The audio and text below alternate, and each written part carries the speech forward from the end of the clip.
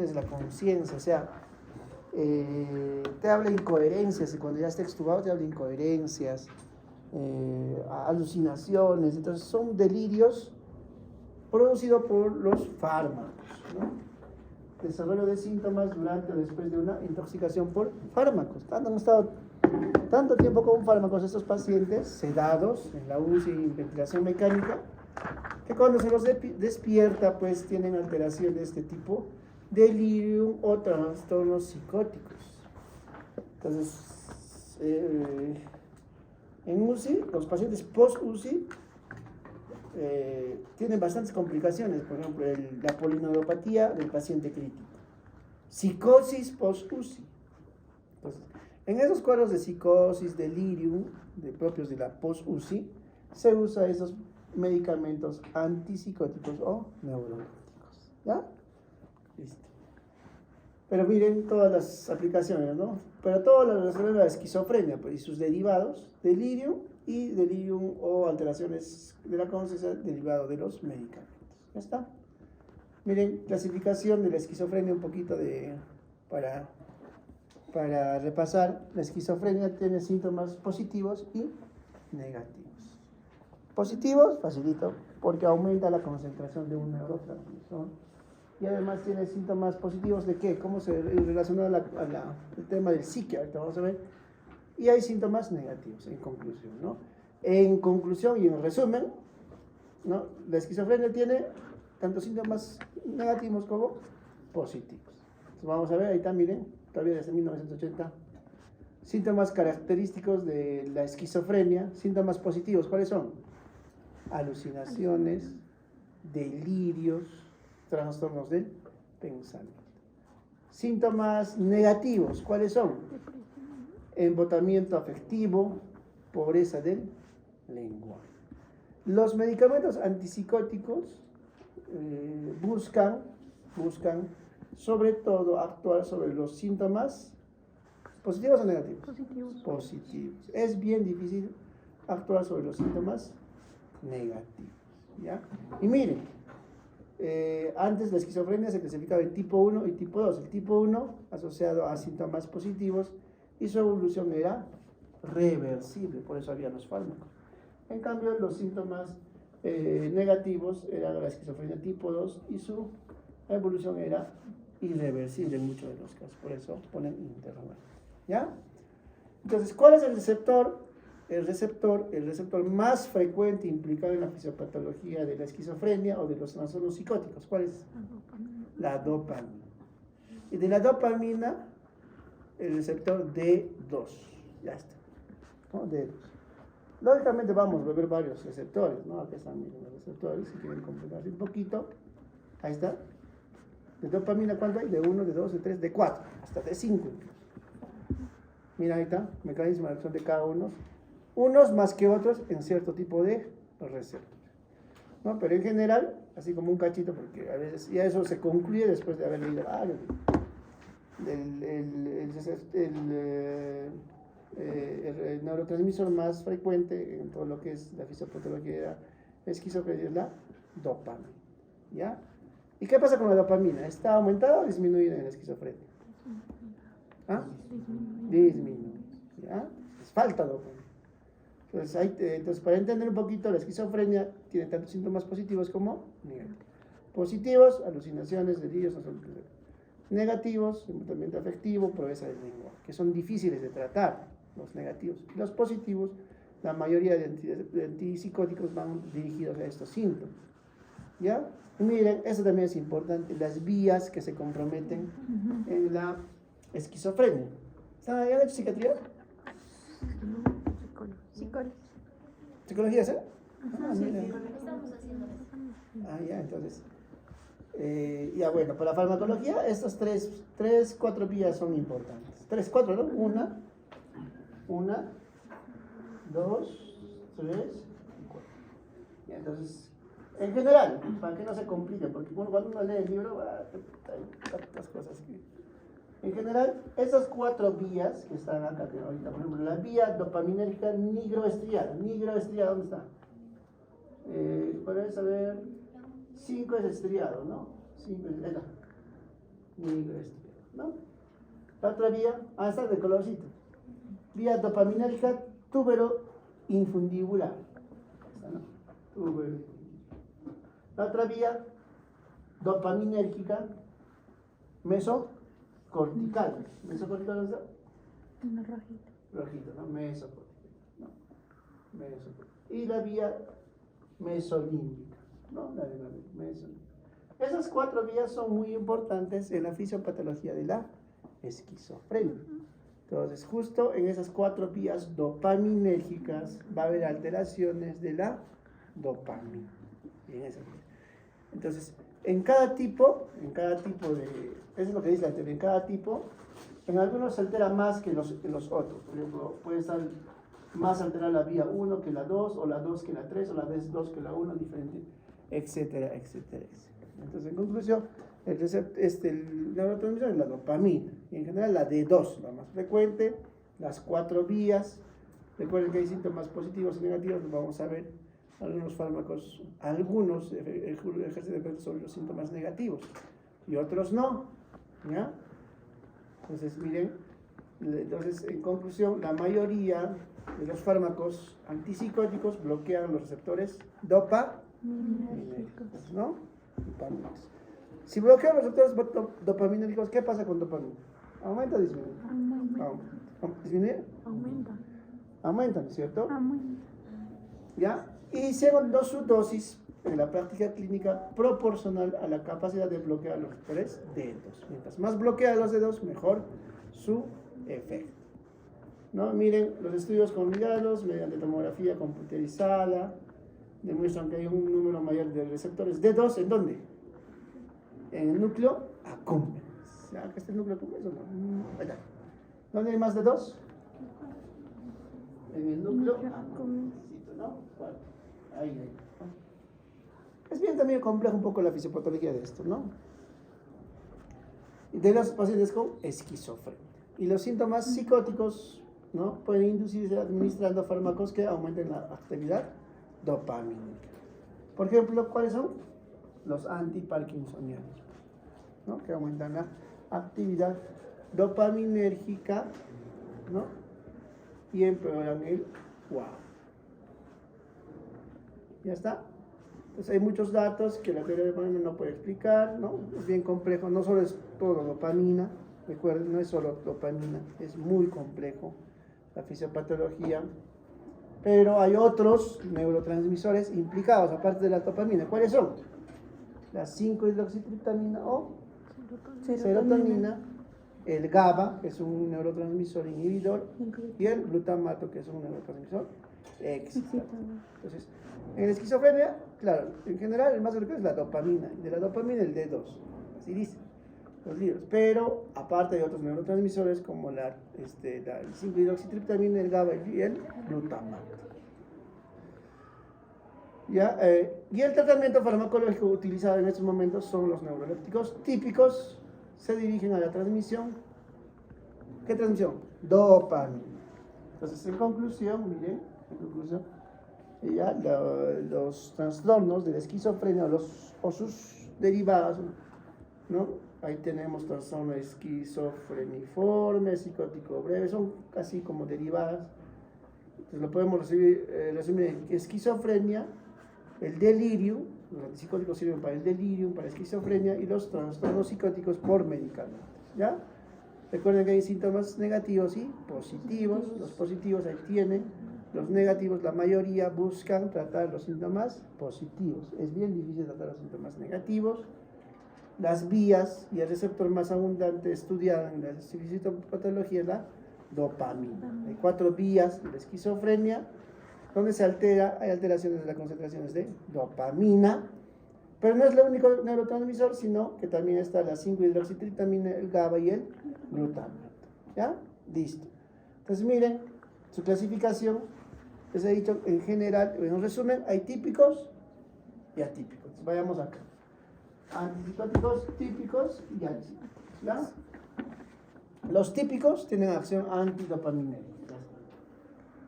¿Ya? En cambio, los atípicos no solo dopaminérgica, antidopaminérgica, sino dopaminérgicos y serotoninérgicos. Esos dos. Ya tienen dos arreglos atípicos. Entonces anoten ahí. El típico más frecuente es el haloperidol.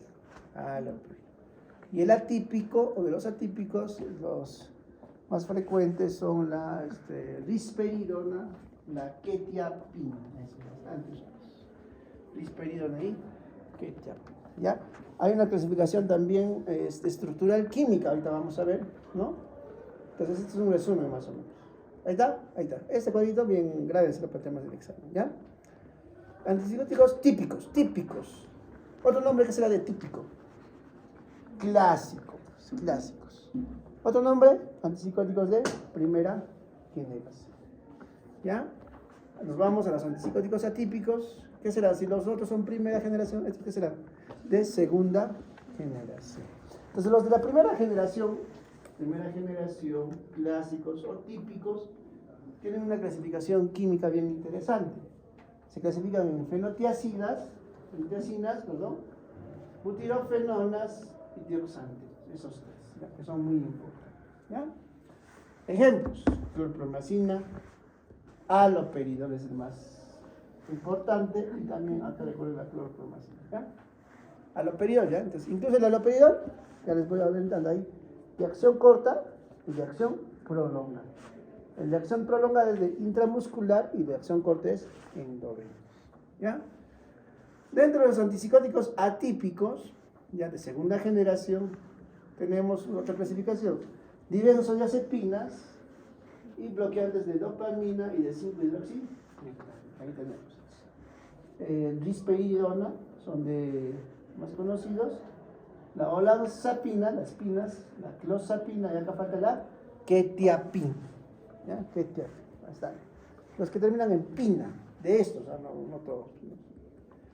¿Ya? Entonces no se olviden del haloperidol, bastante usado. En UCI también bastante usado. En todo lado, ¿no? Hay incluso haloperidol en gotas para neonatitos chiquititos, ¿ya? También hay en gotas para adultos, etc. ¿Ya? Entonces, esa es la clasificación en general, ¿no? Entonces, la mayoría de neurolépticos, también llamados antipsicóticos, bloquean otros receptores monoaminérgicos, recuerden, ¿cierto? ¿Qué otros receptores hay? GABA, NMDA, que están implicados, y las 5-hidroxitriptana, receptores de 5-hidroxitriptana, ¿no? Ya está. Y eso explica sus efectos colaterales, ¿ya? ¿Qué más? Bueno, esta distinción de típico y atípico va más por sus efectos colaterales, ¿no? Por ejemplo, un efecto colateral bastante marcado son el síndrome extrapiramidal, ¿no? Entonces, el síndrome extrapiramidal, que los va a diferenciar tanto en los atípicos como en los atípicos, ¿ya? Y los atípicos son menos propensos a producir trastornos motores. Eso grábenselo, ¿ya? Los atípicos son los menos propensos a producir trastornos motores. Ya está. Ahí está, esto es también del argentino, miren. Típicos, ¿no? Y atípicos, ¿no? Otra clasificación. Dentro de los atípicos, ¿qué hemos dicho? Risperidona, olanzapina, clozapina, falta la quetiapina. Y acá los típicos. Fenotiacidas, ya tenemos que saber, pero no todos. Esto. Butirofenonas, el haloperidol, ¿ya? Miren, y el haloperidol decanoato. Ahí está. Hay el haloperidol decanoato es el de acción prolongada, ¿no? Ese dura más, incluso ese es mensual, incluso ponen a los pacientes psicóticos, ¿ya? De liberación prolongada, intramuscular. En cambio, el otro es endovenoso, ¿ya? Entonces, miren, receptores de dopamina. ¿Cuántos receptores de dopamina vemos? De 1, de 2, de 3, ya. Todos esos receptores de dopamina, ¿dónde están? ¿En la membrana pre o post? En la membrana pósina, ¿ya? Membrana pre, post. En la post ya está, los receptores de dopamina. Igualmente se estudian los receptores de serotonina y de histamina también, ¿ya? Pero miren, entonces acá como es esquizofrenia, el receptor más abundante es la dopamina, ¿ya? De 1, ¿qué hace? Aumenta el AMP cíclico, ya sabemos. De 2, disminución del AMP cíclico, aumento de la conductancia del potasio, disminución de la conductancia de calcio. De 3, de 4, de desconocidos, ¿no? Entonces, bueno, para ustedes, para fines didácticos, solo tienen que saber que hay de 1 hasta de 4. Ya está, listo. Y miren, mecanismo de acción. Cada uno. Haloperidol, ¿qué cosa es? Un antipsicótico típico. Ya está. Cogemos un típico. Y un atípico, por ejemplo, quetiapina, ¿no? O lanzapina. Pues miren, van a actuar a diferentes niveles, o sea, actúan sobre los receptores, ¿no? Pero no solo de dopamina, sino de varios receptores. Y entre los varios receptores, miren, algunos actúan en unos más que en otros. Por ejemplo, haloperidol, ¿sobre qué receptor actúa más? D2. Ya está. Y de acuerdo a eso va a tener su efecto. ¿Qué hace D2? A ver. Inhibición principalmente tradicional de la síntesis o liberación de dopamina. Bueno. Miren, ¿en qué áreas?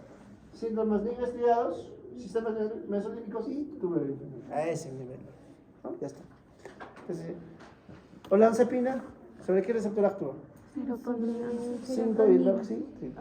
De tipo 2A, porque hay varios tipos. Ahí como, hoy vamos a ver dónde están. Ahí están todos los receptores de ¿dónde está? Ya no hay otro. ¿Lo he puesto? No lo he puesto. A ver. No lo he puesto. Ya. Pero hay varios receptores de 5-hidroxitriptamina, de tipo 2A. ¿Y la quetiapina? ¿Qué hace? En receptores histamínicos. Exacto, ¿no? Sobre los receptores H1. Es que produce un poquito de sedación. ¿Ya? Entonces, miren, digamos, solo vemos los más frecuentes. Alfa 1, 5-hidroxitriptamina, D2, D4, 5-hidroxitriptamina 2A, D2, 5-hidroxitriptamina 2A y H1, ¿no? Entonces ahí están los más frecuentes. Entonces, como conclusión de esto, ¿qué sacamos? Que los antipsicóticos también actúan, si bien es cierto, el más frecuente es la dopamina, actúan sobre otros receptores de hidroxitriptamina, ¿no? 5-hidroxitriptamina, receptores alfa-adrenérgicos y receptores estos receptores de histamina. ¿Ya? Entonces, ahí está, ¿no? A ver, por ejemplo, el haloperidol, pues animando. ¿A qué receptor tiene? ¿Sobre qué receptor actúa? D2. ¿Ya? Quetiapina también, H1, ¿ah? ¿Ya? Recuerdo. Ya, ese es el MIR, miren. Del MIR también ha venido bastante en el examen del MIR. Los que se van a ir a España, ¿no? Neurolépticos de primera generación. O típicos. O clásicos. ¿Ya? Entonces, ¿qué hacen? Bloquean los receptores D2 en las vías dopamina. Acá ya lo resume así seco, ¿no? Bloquea los receptores D2 de la vía dopamina. Ya está. Ya no se complica como acá. D2 de frente, ¿no? En el área mesolímbica, mesocortical, nigroestriada y tuberoinfundibular. En la área mesolímbica o mesocortical, ¿se acuerdan? ¿Qué produce? Somnolencia. Y miren, actúa sobre qué? Síntomas negativos. Es uno de los pocos, ¿ya? Porque la mayoría va dirigida a los síntomas positivos. Nigroestriada, ¿no? Síndrome dirigido a cinético y discinesias, ¿ya? Y la tuberoinfundibular, hiperplastinemia, ¿ya? Entonces, miran, estos efectos, ¿no? Por ejemplo, la hiperprolactinemia, ¿cómo se explica? ¿Quién sabe? Ya se mencionó, pero ¿qué es pues, la prolactina? Recuerden que hay una vía dopaminérgica acá, miren. Acá, ¿no? ¿Está la hipófisis o no? Sí está, hay una parte de la hipófisis, ¿no? Entonces también, por eso es que van a producir, ¿qué cosa? Aumento de la, ¿de qué? De la prolactina, hiperprolactina, ¿no? Sobre todo si los antipsicóticos dopaminérgicos D2, si están en el área mesolímbica tuberoinfundibular, producen hiperprolactina, ¿ya? Entonces, miren, de acuerdo al sitio va a producir diferentes. No, pero ¿quién es el antipsicótico en este caso? Digamos, así, antipsicótico, ¿de qué área es? Digamos, no sé si me dejan entender. Hay un área mesolímbica, ¿no es cierto? Mesocortical, nigroestriada, tuberoinfundibular, digamos, ¿no? la psicosis propiamente dicha, ¿sobre qué área está más relacionada en este caso? El área mesolímbica, porque las demás áreas más está por sobre los síntomas negativos, somnolencia, hiperprolactinemia, ¿no? Eso también es pregunta del MIR, ¿no? Síndrome rígido asinético, disinesia, ¿no? Disinesia, ¿ya? Entonces, el antipsicótico de primera generación, digamos, te preguntan, pues, que produce disinesia, ¿en qué área? Nigroestria, ¿no? Nigroestria, ¿ya? También tiene efectos antieméticos, cuando los receptores D2 están en el centro del vómito vulvar, ¿ya? Listo. Bueno, también son antagonistas ¿de quién? Los de primera generación. ¿De quién? Receptores M1, ¿qué son? Muscarínicos M1. Después, alfa 1 y H1, ¿no? Entonces tiene efectos. ¿Qué efectos tiene? Si bloquea receptores M1, antimuscarínicos, ¿no? Y alfa 1 también hipotensión ortostática. Y H1, sedación, ¿no? Esos son los efectos. ¿Ya está? Entonces miren, y los neurolépticos de segunda generación, antagonistas ¿de qué son? 5-hidroxitriptamina, 2A, D2, D4, ¿no? ¿Ya? Listo. Y sobre todo los demás receptores. B1, B3, M1, H1, alfa 1, alfa 2, y varios de 5-hidroxitriptamina. ¿Ya? Listo. Entonces, en conclusión, los de primera generación, ¿sobre qué receptores actúan? Bloquean los receptores dopaminérgicos D2. Ya está. Ya está. Y al hacer eso, dependiendo de la localización del área, o sea, de este área, dependiendo de esta área, estas 4 áreas, va a tener un efecto. El antipsicótico propiamente dicho se encuentra en el área mesolímbica.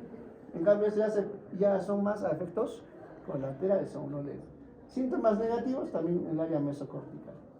Síndrome rígido asinético o disinesias en el área nigroestrial. Eso también hay una preguntita en el.